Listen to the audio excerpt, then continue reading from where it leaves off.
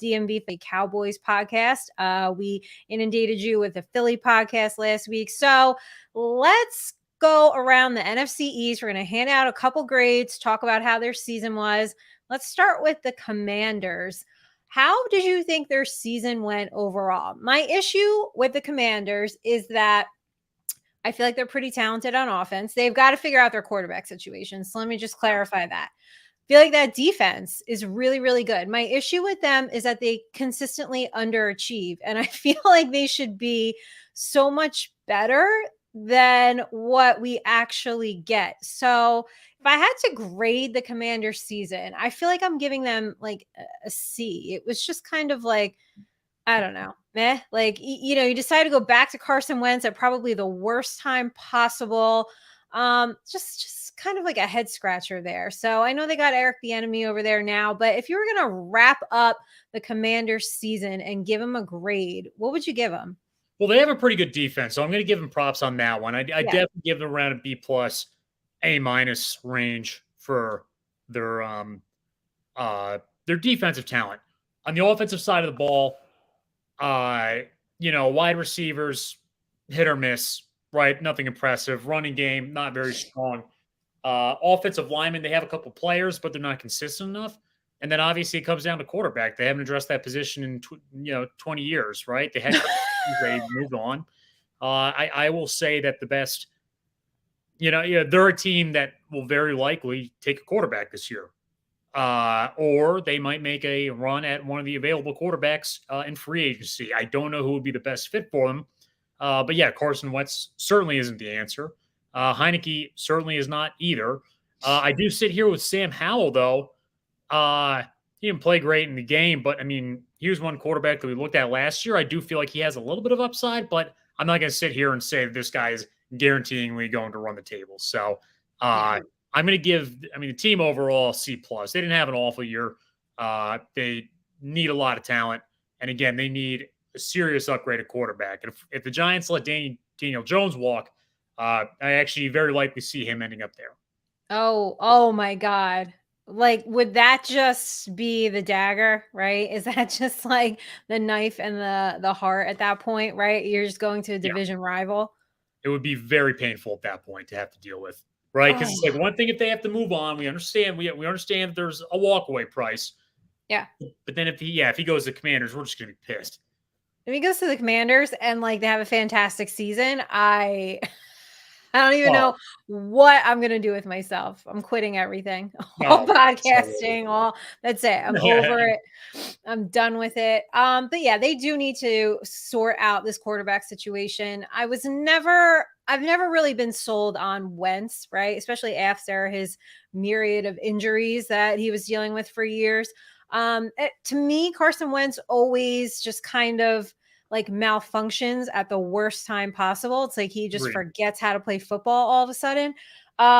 So I feel like now that I think Heineke's this great quarterback, I feel like when he's in, he kind of like got that offense going. I don't know. It seemed like the offense bought in more when Heineke was quarterback rather than Wentz. Yeah, no, I completely understand. The team seemed to gel a lot more than they did with Wentz. Like, I just think Wentz is past that point where he can have that turnaround in his career where he can be an effective quarterback anymore. So those days are over for him. So the question does become for Washington, what's their move at quarterback for 2024? Which, look, it's great when the Giants are playing teams and divisional rivals where there's a quarterback problem. But that also creates a little bit of upside for the Commanders. We don't know who they're going to get. And we would really hate if they got somebody who gives us an October surprise, turns out to be a phenomenal football player. Right. So obviously we hope that Washington bust out again on quarterbacks. Yeah. Well, yeah, we don't want, we just keep missing, right? There's hit or miss. So we want you guys to keep missing on quarterbacks because, Giants, like they pretty much own the Commanders at this point. So it's, yeah. Nice. Do you even hate the Commanders? Let me ask you that, Nikki. No, not really. I don't hate them. Yeah, we just play them twice a year, right? That's what I feel like. I don't hate them. No, I don't think like now there's this big rivalry between Giants and Commanders, especially the fans. Like, they don't get very nasty. They don't really like come at you. Like they just kind of accept their franchise for what it is. Kind of like Giants fans. I mean, I don't hate them the way that I hate the Cowboys and hate the Eagles. Right. I mean, because with Eagles, I hate the fans. With Cowboys, I hate the team. Oh, So it's with and the fans. Washington, I'm so indifferent to them. Yeah. We beat them all the time anyway, so it's just never painful. Yeah. No. Good for 2 wins, and Yeah. that's it. All right, so we're in the C range for the Commanders. Guess that's fitting. Maybe they will get it together one day. I do really tend to think ownership is part of the big problem there. Yeah, ownership's obviously significantly a part of the problem. People that complain about Mary, you got to understand something. There's a difference between wanting to win and just not doing it. The Chiefs were terrible from 07 to 2012. They still had good ownership. They just had to change how they were doing things, right? That's Mara, in a sense. I think he was a little stuck in his ways, but he did make the adjustment in the last couple of years here. Yeah, Washington, that guy's never made an adjustment. No. Schneider, is that him? Jansen, yeah. Schneider. You thank God that he's not your franchise owner, right, Nikki? Yes. So you mean the franchise owner that conducts his own investigations into like sexual harassment claims? Yeah, him. Yeah. The whole thing's a mess. It's unbelievable. I mean, top down from how he manages the team in terms of like trying to actually win, he sucks at that. Yeah. And then being a good person, he's not very good at that either. It's really bad. Those are really bad misses, in my personal opinion. Yeah, no, it's kind of like James Dolan with the Knicks, right? It's like you have these owners in sports that are just not good for the team, much like Jerry Jones, right? Yeah, Jerry Jones. I mean, Jerry Jones gets his foot, his hands involved too much. Now, Cowboys are much better at like effectively analyzing talent and finding talent. It's not because of Jones; he just has the right people there. But when it comes to actually gluing it together, there always seems to be like a bit of a problem there.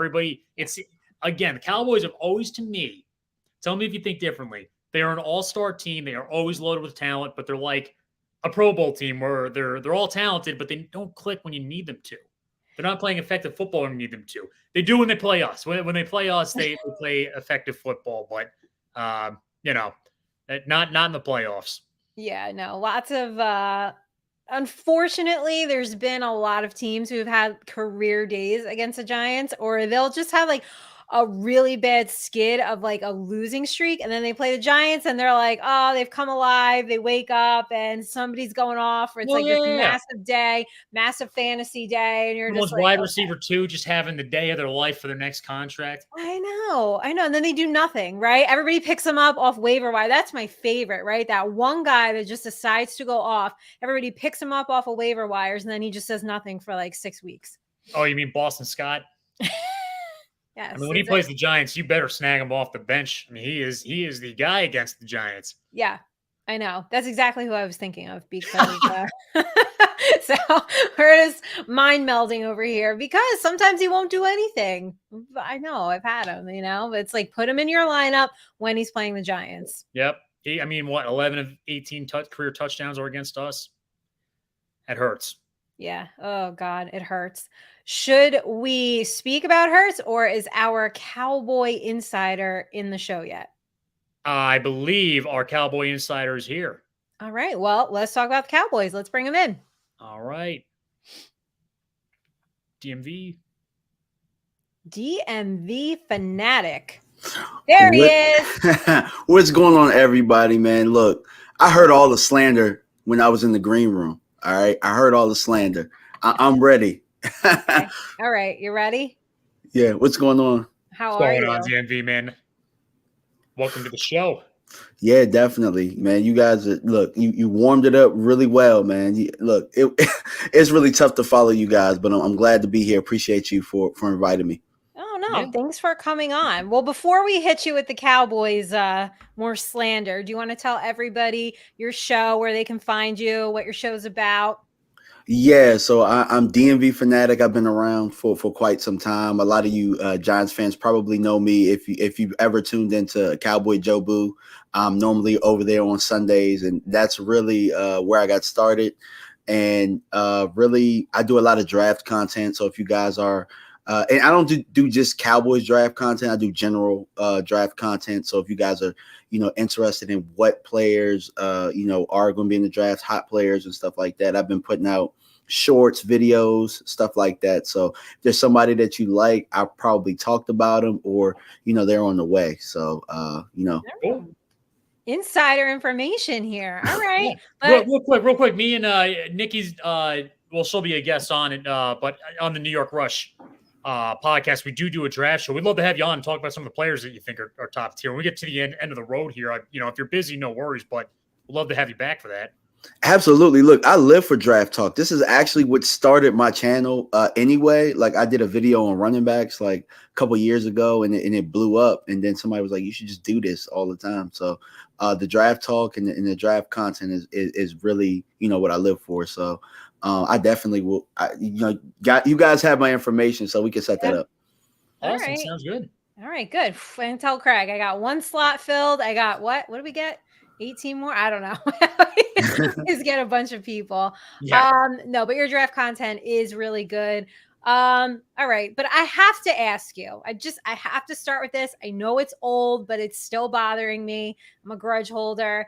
All right, so CeeDee Lamb tweeted that in order for Dak Prescott to take the next step, he's got to get some talent around him. Now, correct me if I'm wrong.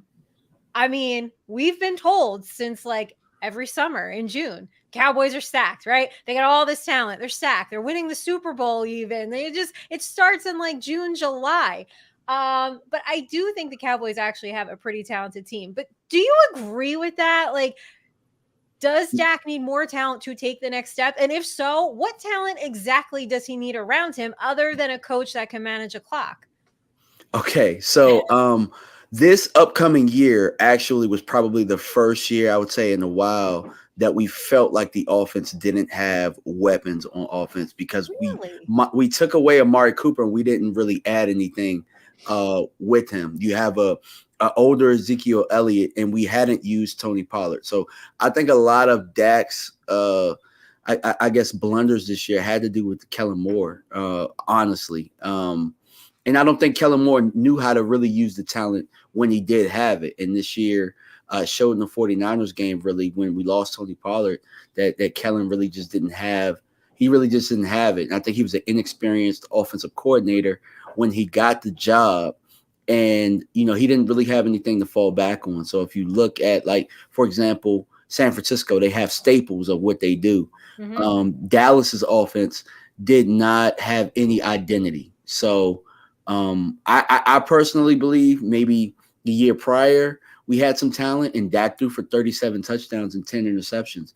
This year, not so much. Our second best receiver was Noah Brown, who probably couldn't make the New York Giants right now, just to be honest with you. I think if the receiver pretty strapped the wide receiver. Let's maybe. But I know that you guys hate your wide receivers, but I'm just saying I don't think Noah Brown could make your team. I think that he's a loyal Cowboy guy, and it just so happened that they had to save face for the blunders that they had in the offseason. Okay, well, can I ask this? So what happened with Kellen Moore? Because from what I was hearing back earlier in the season, he was pretty highly touted coming in, and people were very excited about him being the offensive coordinator. What is about his offensive coordinator skills or lack thereof exactly is the issue? Is it game planning? Is it play sequencing? What are your thoughts? I think that it's a little bit of both. So game planning against elite talent, he never seemed to have a counterpunch in big games against really good defenses. See, the Cowboys' numbers a lot of the times were inflated by when we played really bad teams. Kellen Moore, I would say, is probably really good at X's and O's and, drawing up motions and stuff. But as far as utilizing the talent, he just didn't have the experience. He was learning on the job, and this was a win-now team. I think that this year, more than anything, if you look at Kellen Moore's experience, he doesn't have much more experience than Dak Prescott at the pro level. In fact, Dak Prescott took his job. So when he was looked at as a boy wonder, he just hadn't had the experience of really running the offense, and it really had ran its course with Mike McCarthy, who obviously had been calling plays probably longer than Kellen's, been playing football. Yeah, I'm not a fan of Mike McCarthy. Are you? Is Cowboys Nation? You guys like Mike McCarthy? I like Mike McCarthy. Personally, I don't think Mike McCarthy had, I don't think he has had a staple in this team yet. He hasn't even really called plays, and that's what he was known for in Green Bay. And that's where we talk about some of the blunders, some of the, clock management situations. Your guy calling plays is Kellen Moore. And a lot of times, us Cowboy fans know that Dak Prescott was really covering up for Kellen Moore's inability to really handle situations. So, Mike, just to get back to, what were some of the problems, I think that Kellen Moore was terrible in situational football. Gotcha. But, okay, what about Dak and all his interceptions? I mean, go ahead. See, that was something that happened this year because prior to this year, he was not known as somebody who would turn the football over. And I think that really, more than anything, had to do with the fact that you took away some of his weapons. We had Amari Cooper last year. He only threw 10 interceptions and in more games, So when you have an offense and you're running a lot of option routes with a lot of non-option route talent, I mean, you're going to throw some interceptions. Half of those interceptions were tipped balls in the air, But I will say that some of it was pressing. Some of it was Dak making, bad decisions. So I'm not a Dak apologist. I knew that he had to play better. But I also think that he hid a lot of the inconsistencies of the offense, because if you look at the numbers, when Cooper Rush was quarterback, and then we did win some of those games, we won a lot of those games because of complementary football playing behind that defense. With Dak Prescott, the offense went from the low 20s in production to top 5. So I think it's something to be said about that, even with the interception. Yeah. You know what I like about you most? And we chat here and there. You are one of the realistic Cowboys I've seen on social media when they're looking a mess and they're just doing something crazy. You're one of the first people to call it out. And I've done your show, so I know how it feels when the other side's coming at you and they're like, get this lady off. Like, what is she talking about? She doesn't know anything. But no, I do appreciate that you are at least realistic and you can call it like you see it. And I think those are the type of fans that we all kind of appreciate, right? How did you feel? All right, so you're going up against the 49ers. I mean, just kind of take us through that game. Did you expect it to go the way it did? To be honest, I did an excellent scouting report on the 49ers. And I'm not going to take credit for what some of the things they were able to do, but I do think that some of the things that I was able to point out got in the building. And so I knew that our defense would play a lot better against their offense. I think that it's a different game if Tony Pollard is able to finish that game, because Tony Pollard, we found the matchup problem in that game with him. And with him going out, we lost the explosiveness. We lost a weapon. Because think about it. We talk about we need weapons, and we lost our ultimate weapon when in that game. CeeDee Lamb still had a hell of a game, but outside of that, we really didn't have anything else that could really help us against the number 1 defense in the league. So, and I do think at one point, I do think Dak at a certain point in that game was playing pretty well outside of the early interception. But at the 3-minute mark, I think that it was a moment for Dak to really prove that he was elite, and he just couldn't do it. So I think it was a little bit of both Dak and Kellen in that game. Yeah, it's a perfect storm of not being able to show up when you needed to, right? But it is a running theme. I mean, the Cowboys do seem to just have this issue in the postseason. But speaking of Tony Pollard, I know he's a free agent for you guys this season, right? So of all the free agents that you guys have, is he one of the top priorities for this team? In my mind, I feel like Tony Pollard is the number 1. And I really would have liked to see them get a deal done. Maybe a long-term deal, maybe a 5-year deal where it's, really 3 years and 2 years fluff or something like that. But I wasn't a big fan of franchise tagging him, but I get it. I was more of a fan of it if he had gotten out of the year healthy. But with a leg break and a tough, off season of him probably going to have to rehab a lot of the time. I don't know if he's going to come in as gung-ho, plan on a 1-year franchise deal. So, some things changed with that, Yeah. No, he's definitely a priority. And it looks like so they're going to restructure Zeke, right? That seems to be that's what's floating around here. So I think that it's up in the air. So I think that the way that they're putting out news, because we know that you guys touched on it a lot. Jerry likes to put his hands in a lot of things. Yeah. So the way that they are kind of leaking news about his legs not really being the same and stuff like that, that's a recipe for the Cowboys are getting ready to probably cut him. That's just what we do. We talk bad about our players when we cut them, and we talk bad about our players when we're about to sign them. All right. Oh, that's interesting. Because my perspective of the Cowboys was they were always pretty big on sticking to players that they've had for a long time. I mean, I always thought that of Jerry Jones, that he was relatively loyal, especially in this day and age. Guys will play 10 years for the Cowboys, whereas with other teams, teams will move on from them like it's nothing. And see, here's the difference, right? I think that Mike McCarthy's gonna call plays this year. He's gotten a lot more rope this offseason and getting rid of Kellen Moore. They had Brian Schottenheimer calling the offense, so they could really change the guard and what we want to do with the running back position. I think over the course we really ran Zeke ragged with how we've only used him and we didn't use Tony as much. And Tony Pollard having a hell of a year, I think that it kind of changed things as far as how the Cowboys fan base looks at it and probably how that building looks at Zeke. So unless he's able to take a substantial pay cut, I just don't see him really returning. And I'm a big Zeke fan. I'm the biggest Zeke fan that that you guys probably know. But one more point. But this is how I feel about the situation. I've seen my favorite player of all time, Emmitt Smith, get released. So if Emmitt Smith could get released by Jerry Jones in the office under Bill Parcells, your guy, if Emmitt can be released, Zeke can be released. So I'm at peace with it. Fair enough. Yeah, it is crazy though. Zeke is, this is going to be his 8th year, if I'm not mistaken, coming up. Like, he's a lot older now than we take for granted. In running back years, at least. He's towards the end of his career at this point already.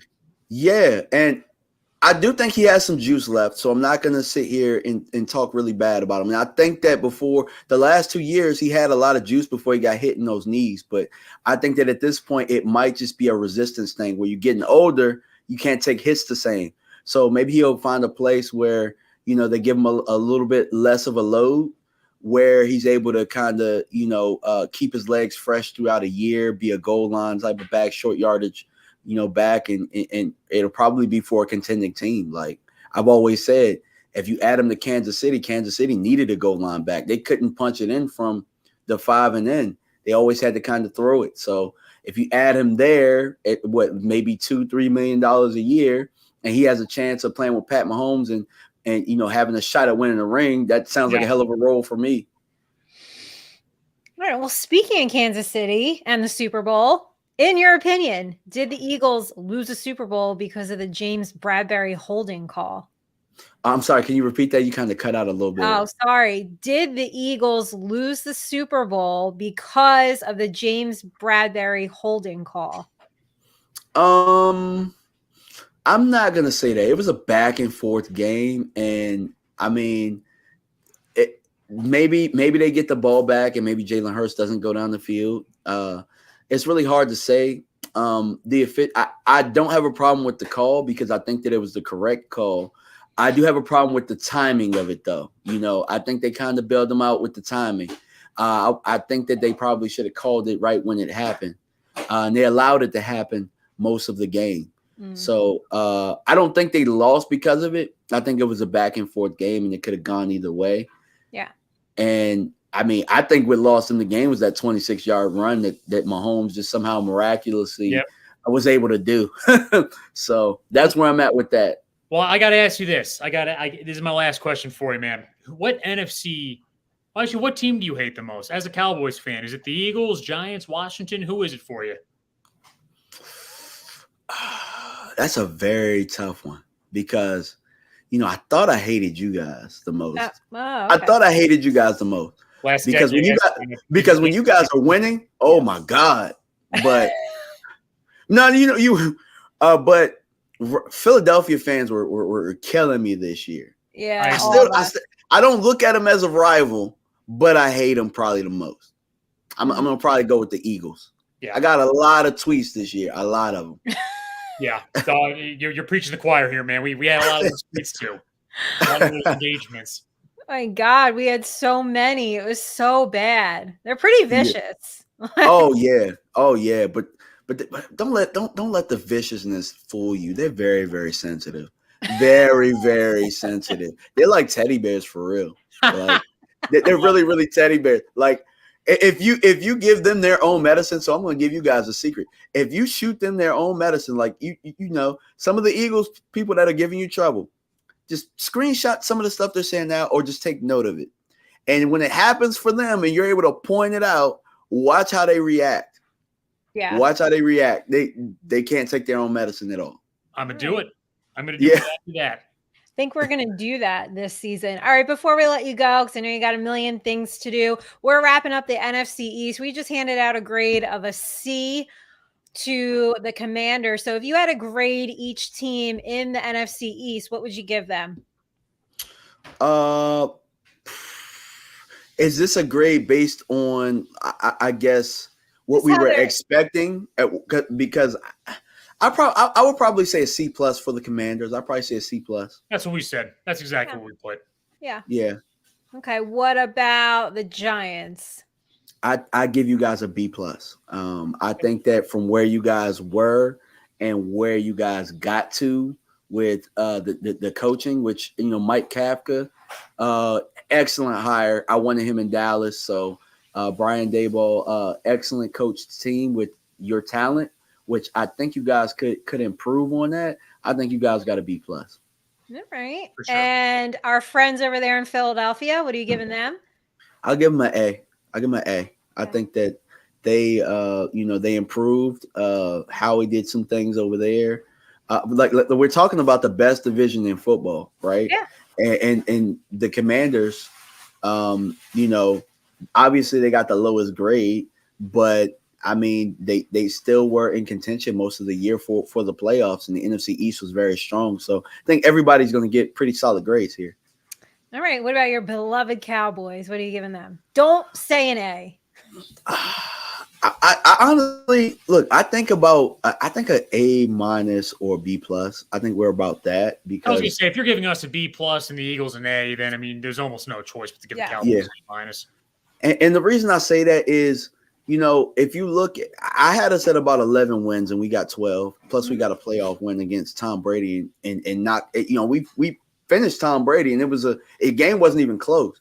I don't think anybody including myself, I don't think I expected us to win a playoff game with what we did on the offensive side of the ball or lack thereof. And I think that Mike McCarthy held things together for a good portion of the year, even with Dak being injured. They handled the roster very well, played complimentary football. I just don't, take a motion to the San Francisco game. I think throughout the course of the year, Dallas did a pretty solid job. For sure.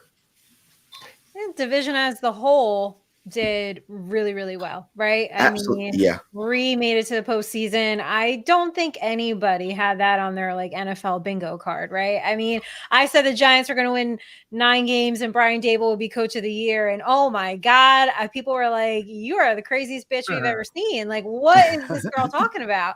But sometimes we get it right. Thank you so much for coming on and talking about the NFC East, the Cowboys. Let everybody know one more time where they can find you and your show.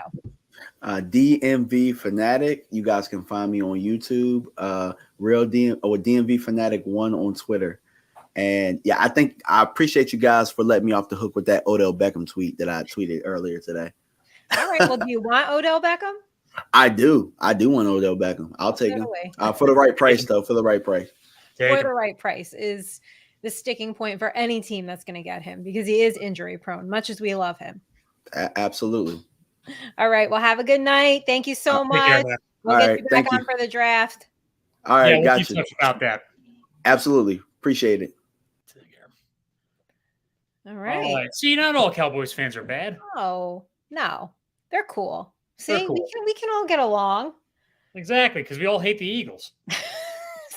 at least find a mutual ground, right? That's We right. had all the Eagles fans on last week and the Eagles podcast. We all decided, well, actually, you started. It was like, hey, f the Cowboys, and I then did say that. Thanks for not telling DMV while he was on here that I said that. yeah, didn't want to bring that up. No. Is our other guest on or not yet? He is. He is back and better than me. Evan, what's going on? Hey, what's going on, everybody?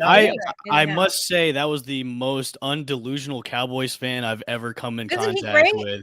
Yeah, he was a realist when it came to the Dallas Cowboys. I mean, they are very lucky to be in the playoffs. I mean, they're cupcake of a schedule. So, and they beat an 8-8 terrible Bucs team. So good job, Cowboys. You did it. You did your thing for one playoff win. So. Damn it, DMV's up here in the group chat right now. There he is. There he is. He heard all all of it. We got away with it all. We didn't get away with any of it. He heard all of it. No, but like I said, I think we all can appreciate like a realistic fan, right? Yeah. Because some of these fans get especially coming from a Cowboys fan, which most of the time they are very delusional about their team going all the way every single year. So it's kind of refreshing. Every single year. Every year.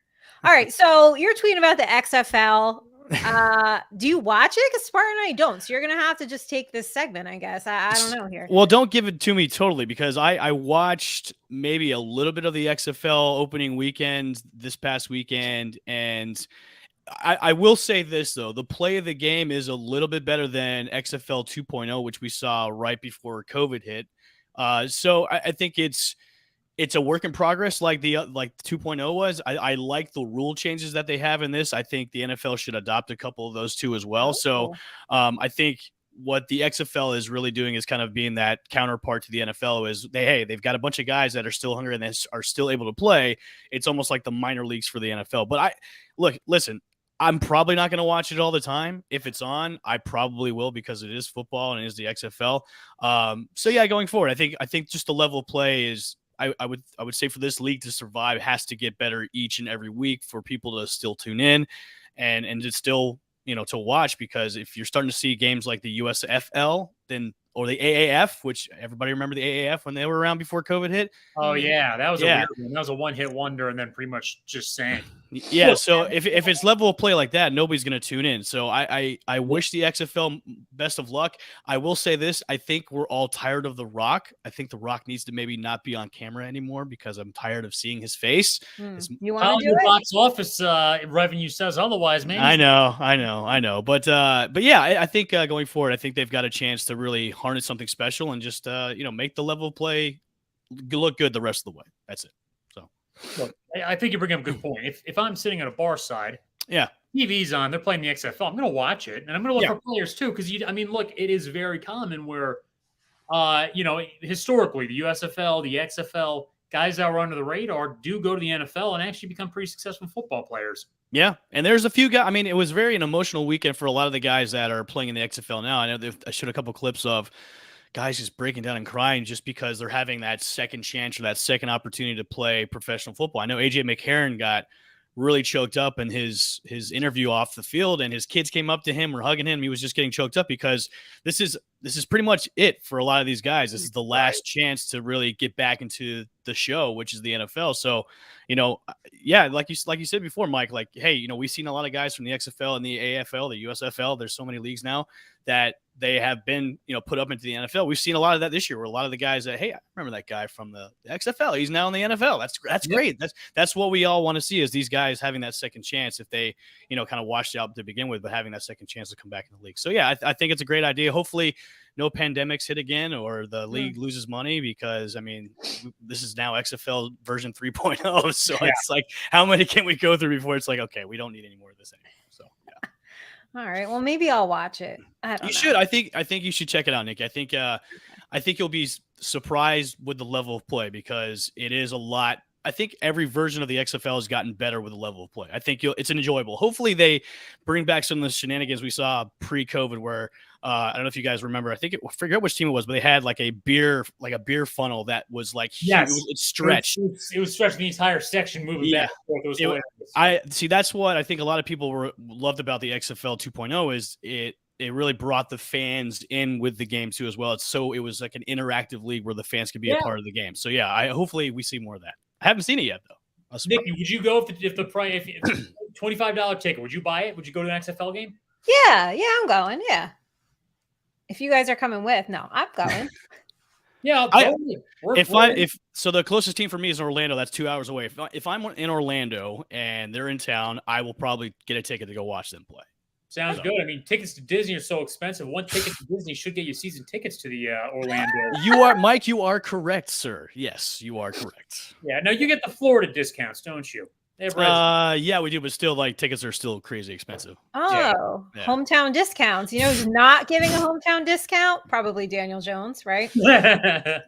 You know, I put out that. Going with this. I put out that question of like who. Okay, so let me kind of play host for you guys. Who would you franchise tag out of either one of those guys? Go ahead, Nikki. Oh my God, I don't know. I actually don't want to talk about it. It's like, here's the thing. I just don't think Saquon's playing on a tag. I really don't. So I guess, and I know Spartan has said it before. He brought it up. Maybe he's changed his mind, but I guess the way to do it is, to tag Jones. I don't think Jones. Somebody's gonna have to take it. I think what Dayball and the rest of the coaching staff and the front office needs to do is take a coin, flip it, and then whatever heads or tails it lands on, it's like, okay, we got to franchise tag this guy. Because now this is a prediction. I don't really follow the Giants, of course, because I'm an NFC guy. I'm a Bucs fan, but the level of stuff I see on Twitter and also Bleacher Report and ESPN is now it's turning into turmoil now because Daniel Jones wants more money than he was initially offered. So now we're getting into a contract situation where he could either hold out or another team could swoop in and say, hey, look, we're going to offer you this type of money. We're a quarterback needy team. We'll pay you this if you come here. So you guys could be in that situation where you might lose Danny Dimes if the price may be right for another team. Yeah. And look, it would be very challenging to move on from Jones. I mean, you asked the question, do you tag Jones or do you tag Saquon? I mean, the only reason I like the idea of, I mean, what would be good about tagging Saquon is if we do have to end up getting rid of him. I actually think like a team that's ready to win a Super Bowl might be like one player away. Would actually trade for Saquon. The Bills would be a notable example.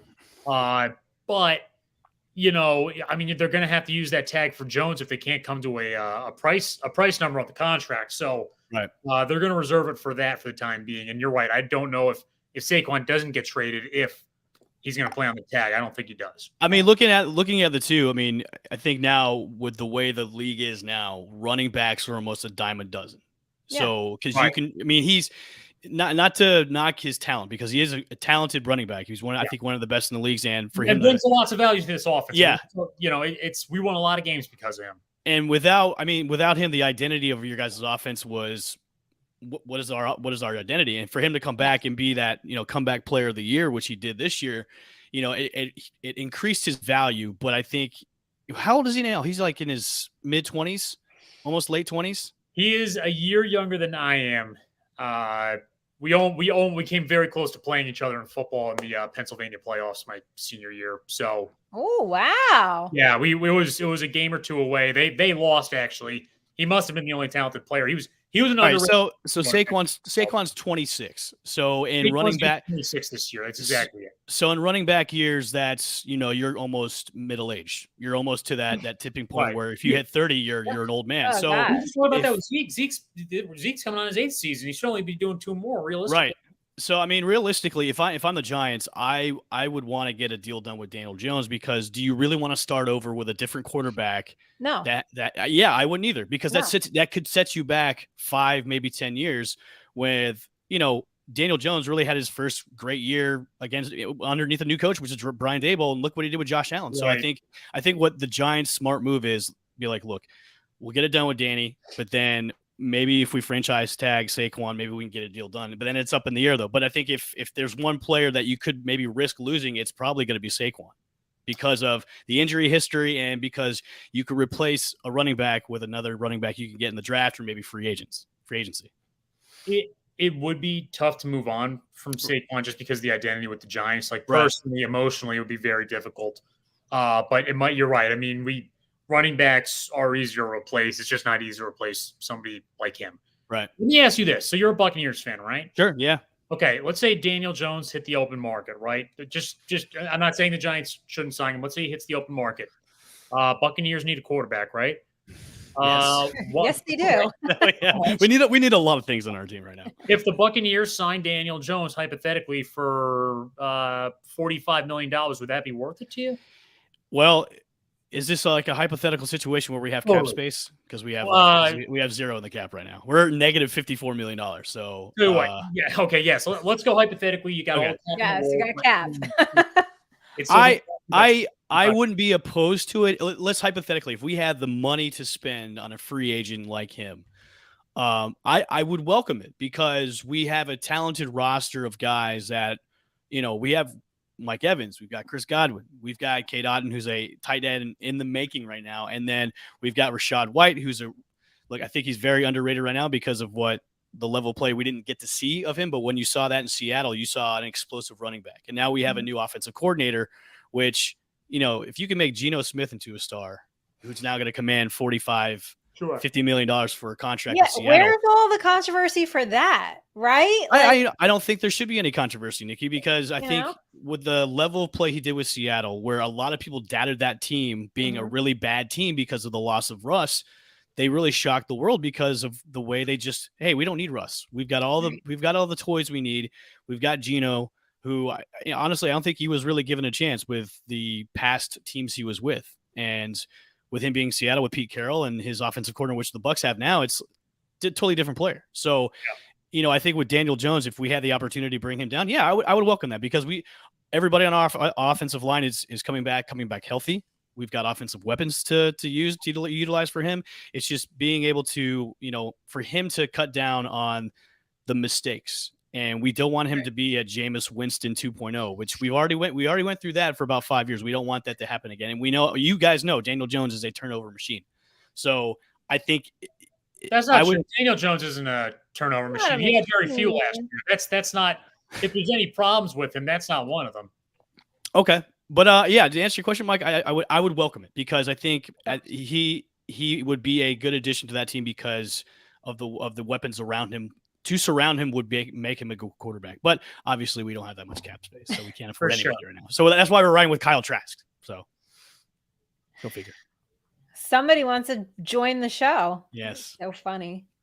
So you guys heard it here. You know what, Spartan? We hear all the time that nobody wants Daniel Jones, right? Nobody would take him. But here you have a Bucs fan who's like, hey, if we could do it, I would welcome him with open arms and take him because you know what? He's not a scrub quarterback. No. And I'm with you, Darius. Geno Smith changed my opinion as well. I just don't like the fact that he won comeback player because he came back from the bench. Maybe most improved player, but I do think Saquon should have taken comeback player. Either that or Christian McCaffrey, comeback player of the year. Yeah, I didn't even think about that. But we're biased towards Saquon, so no, it should be. I know, but even just standing there hearing him say, mentally, I was in a really bad place last year. Yeah. I was really trying to get to a better place. I was frustrated with myself. I was frustrated with, that wasn't even really the media. He was just frustrated with himself. So it's a little agitated about that. All right, I'm going to run down before we wrap up here a quick list of free agents, a very quick list. Hold on, Nikki. Before you go into your list, if Daniel Jones decides to walk and says, I can't get a deal done with you guys, what free agent quarterbacks that will be available? Is this kind of going a segue into your list? A little bit. I was just going to run down it. Yeah. And just kind of see you guys name jumps out at you, stop me. And, because you do have to think about that. If Daniel Jones and the Giants can't come to an agreement, it's okay, well, who are you getting? So these are just some notable names I'll run down. So obviously we got Jones, we got Barkley, we've got Derek Carr. By the way, if Derek Carr was on the Jets last year, I think they're in the playoffs. I think they're a 12-win team with a good quarterback. Yeah, I think that they're really talented. They've got a quarterback issue, and they're a young, talented team. So they're only going to go up from there. Lamar Jackson, Ravens got to figure something out there. Geno Smith, Jimmy G, James Bradbury, Josh Jacobs, Tony Pollard, our boy Evan Ingram that wants to come back to New York, just like everybody else. Baker Mayfield, Juju Smith-Schuster, Boston Scott, Miles Sanders, the entire Eagles team, DJ Shark, Mike Gesicki. So these big names out there, Any of them? Oh, and let's not forget, we don't know where Odell's going, right? I'm sure there's going to be XFL for Odell. Oh, maybe XFL for XFL. Odell. So all those names, I know that's not everybody. This show would go on forever if we did that, but who's jumping out? Who's jumping out to you? Anybody returning to their team, or do you think they're gone? I think the big marquee names we all really have to focus on is Lamar, Derek Carr, and then Aaron Rodgers when he comes out of his little darkness. He's in the darkness right now. His darkness thing. I think once the Aaron Rodgers or Derek Carr situations, like whenever they figure out who's going where, then the dominoes are going to start to fall about, okay, free agents are going to sign with who. Because I think that's out of all those guys, like Rodgers and Carr, like the big names. Now, obviously with Lamar, it's kind of like a conundrum. And I've been saying this for a couple of years now where I think Baltimore should maybe move on from Lamar. I know it's a crazy thing to say, but I've heard you say crazier. I know you have, Nikki, but I think with the contract situation with him, he's getting hurt. And then of course, if they would have if they wanted to get a deal done with him, they could have gotten it done a couple of years ago. Not like, 2 years after. I mean, he's been playing out of his mind. He's MVP candidate every single year. There's got to be some reason why they can't get a deal done. Now I know he's representing himself, which is a smart move, and he's betting on himself. Yeah. But if I was Lamar, I'd be like, look, if we can't come to the table, I've given my blood, sweat, and tears to you guys. We can't get a deal done. I'm walking. And I think maybe it's about time that Lamar should test the waters to other teams and go, look, you know what I can do. You know what I can do for your team.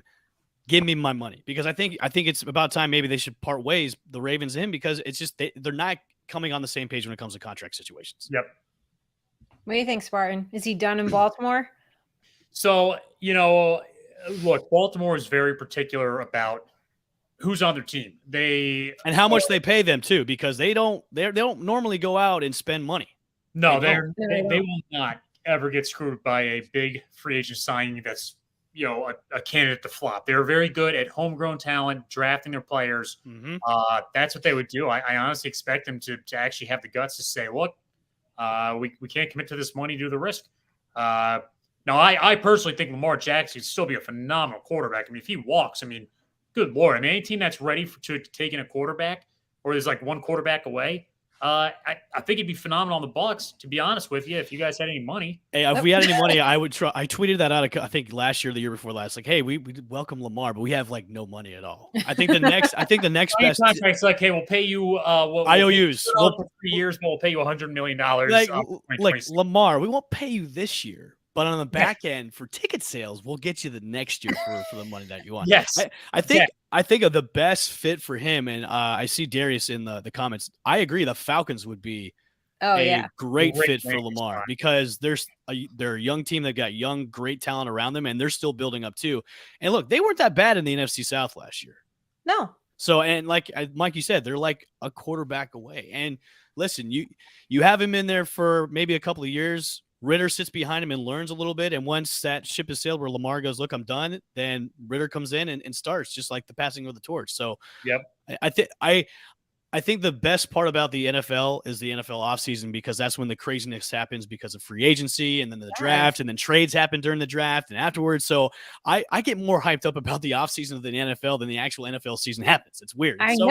I tweeted, I was like, oh, with the popcorn emoji and stuff, because it's just like, this, next few weeks and stuff and month and going into the draft, like it's going to get crazy. And this is when all the exciting stuff happens. Mm-hmm. Not that we don't get excited when training camp rolls around and summer rolls around and we're getting closer and we're counting down and we're talking about fantasy, but this is really like one of the most exciting parts of the season. So for everyone that, says, oh, Nikki, do you still podcast during, the off season? There's no off season when you have a football podcast, right? It just goes on and on and on. The thing about the Ravens is they don't spend money and they also refuse to get this guy a wide receiver. So there's that. Like, I totally agree. The Ravens have really never paired him up with a number one receiver at all. And that's why he's been held back in Baltimore, to be honest with you. And just because the level of talented players they have are like tier 2, tier 3 guys. He hasn't had really a number 1 or number 2 wide receiver. His running backs are always getting hurt. So it's like he has no help in the backfield at all. I just think if I was Lamar, I'm putting my toe in the pool and say I'm going to test the waters out to see how it is, to see what kind of offers I can get and from which teams. Because look, there are plenty of teams out there that will offer him crazy amounts of money to come on their team and to lead them to the way. Yeah. And I think similar to what the Broncos did with Russ is right. Kind of give him like a little bit more keys to the franchise, and he might be, he might enjoy that idea. He's a good quarterback, so Yeah. So what do we think? We think Geno Smith is staying with the Seahawks. Jimmy G, where do we think he's gonna Geno will stay. He'll probably get a $50 million contract. Mhm. Jimmy G will probably end up either back in New England or somehow if the Bucks can like find some anywhere in the change. NFC South. It's like plug and play, right? You all need a quarterback down there. Exactly. If the Bucks can find any kind of change on the bottom of the car or the seats anywhere, maybe Jimmy G can come down for pennies to a nickel. But you guys can like crowd fund. What is that called? Crowd fund. Like, crowd fund. Go funding for a quarterback. Yes, funding for a quarterback. Yes. Yeah, I think Jimmy G lands somewhere. He's obviously not going to be in San Francisco this coming year. But what about Baker Mayfield? Where's BakerMayfield going? I wouldn't be opposed for him coming to the Bucks, honestly. Oh, okay. Yeah, I was going to say the XFL with Odell, but okay. I think maybe Baker stays in LA because Stafford is, Father Time's going to catch up with him, and Baker kind of came into LA and did an okay job filling in for the time Stafford was done. I mean, why not stay in LA if they can get him for pennies on the dollar? So yeah, I mean, we'll see. Again, free agency's fun. It is fun. And I think with the right coaching, we have seen, if you've got Sean McVay over there who's coaching up Baker Mayfield, that can make all the difference in the world, as we saw when Brian Dable came in and instilled his team. I mean, look at the turnaround that Daniel Jones had. We all went from doubting him, and probably one of the biggest critics sitting here on the show, right? Doubting Daniel Jones. And then I think this year we all kind of were like, okay, wait a minute, hey, good coaching in place can really change a franchise around. All right, guys. Well, that is it. That's a wrap on like episode 10 for us. Evan, thank you for coming on and chatting with us and talking about the XFL as only you can, because that's just the kind of guest host you are. Tell everybody where they can find you, please. Yeah, you can find me at Twitter at the L Bushman. As in previous shows, I have like nothing going on except for being like guests on podcasts. So I have nothing. I believe your bio says like free agent guest or something. Free agent guest, yeah. Podcast host and free agent guest. So although baseball season is coming up, so I might have a baseball podcast coming up pretty soon. Okay. We are doing a big baseball show next week, actually. Well, looks like I've got to be on the show. Looks like you're going to have to come on. Okay.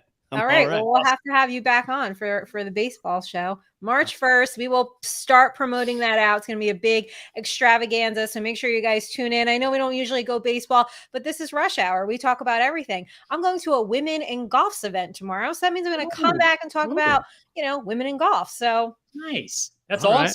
All right. Yes. I like it. Yes, we're kicking off the women's golf tournament, right? So it's just a nice little kickoff party. So thank you guys so much for tuning in. Please tune in next week for our big baseball extravaganza. I promise it's going to be jam-packed, and we will see how it goes. More Nikki and Friends as we move through the off season, and we will get Evan back whenever he wants. But we'll get him back for the draft show too, and hopefully he will pop on for the baseball show. That is it from Rush Hour. See you guys next week. Thanks, everybody.